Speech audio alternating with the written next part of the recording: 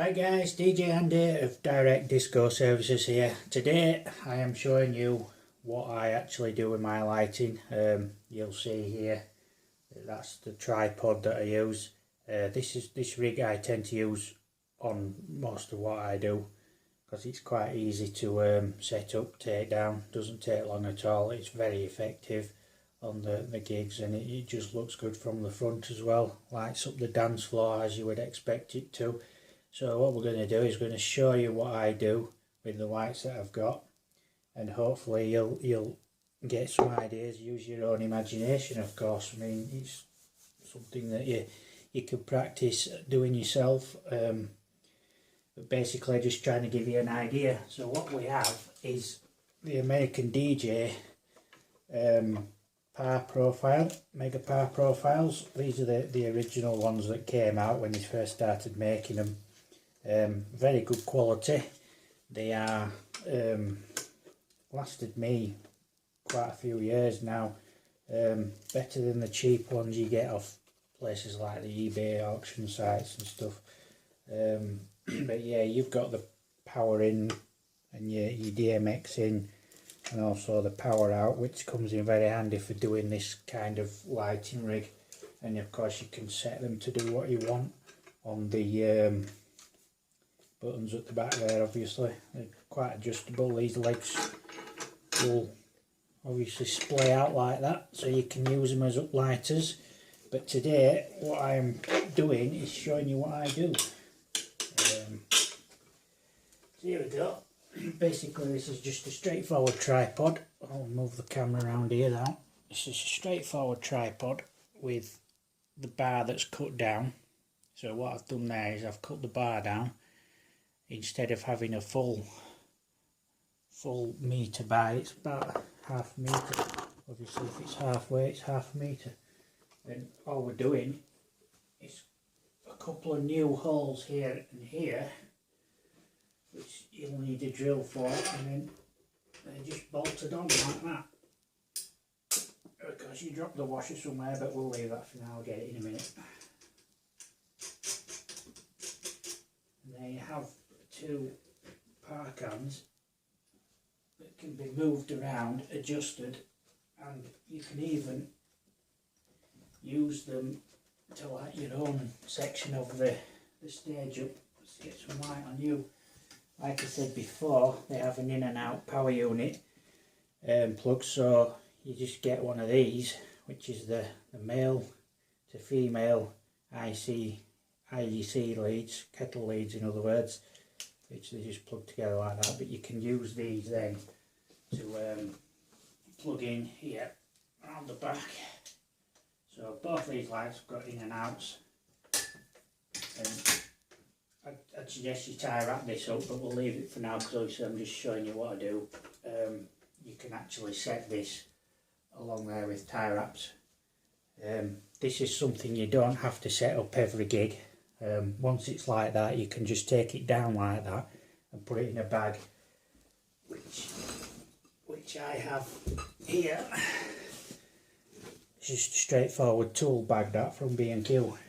Cost me a tenner, and the lights just fit nicely inside that, so they just, you know, pack away, take it down, pack away, straight in, no worries.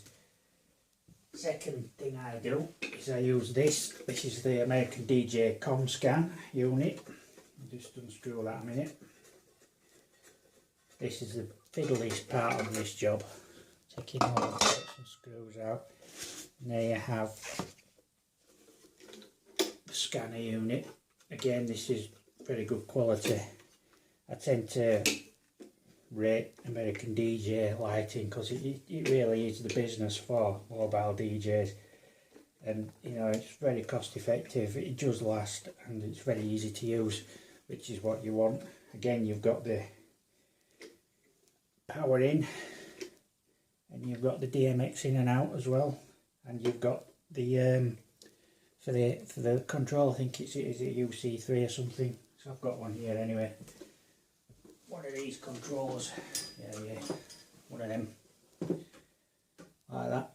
You can actually control this light unit from that on the back is the clamp that I use, which is just a ball clamp bolted to the bracket at the back, and then we just put this on there like that.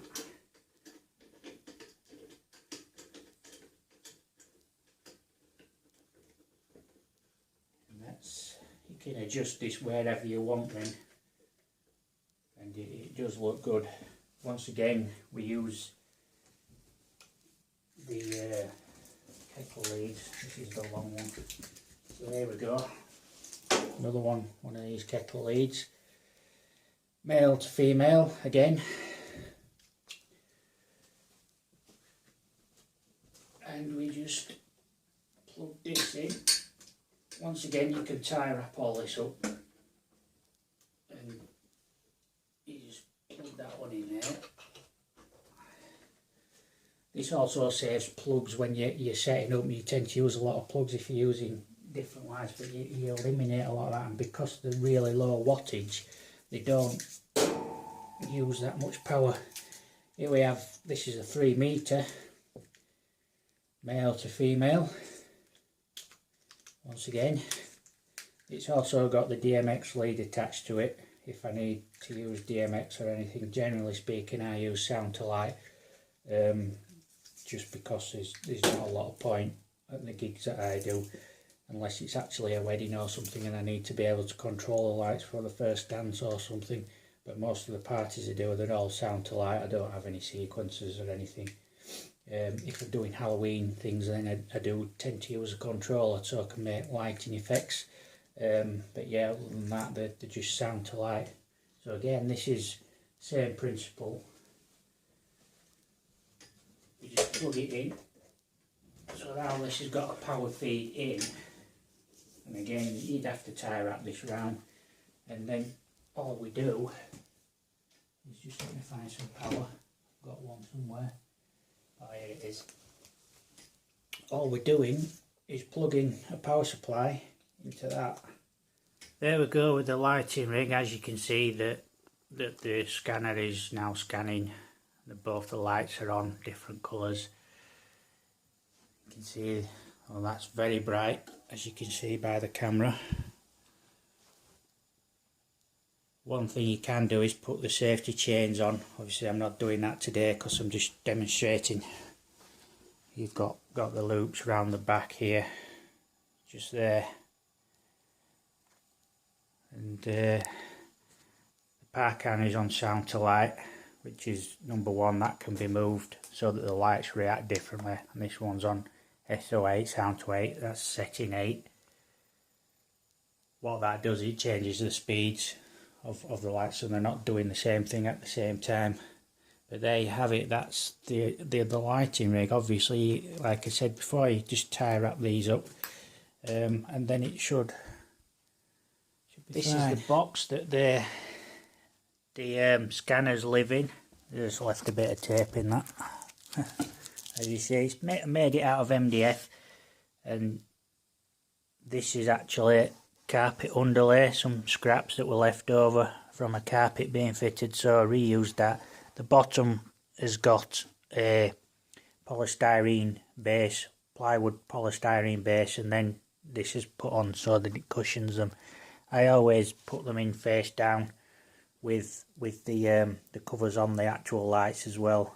They transport better that way rather than putting things in, and then obviously you can just put your wires on top, and then they've got a nice little lid that just fits on there like so. And there you have it, a nice little box to transport the lights in, keep them safe, make sure they don't get damaged, because I mean they are quite expensive to replace when you think about it, and that's what happens usually. People, there's my lighting rig. As you can see, it's quite simple to set up, literally takes around 5-10 minutes at the average gig to set up, and it's very useful, very effective. I'll post some videos and some pictures of my setup so you've got an idea how it looks like actually on a stage and things like that. But that's it. So if you want to like, subscribe or comment below, be my guest. Thank you for watching.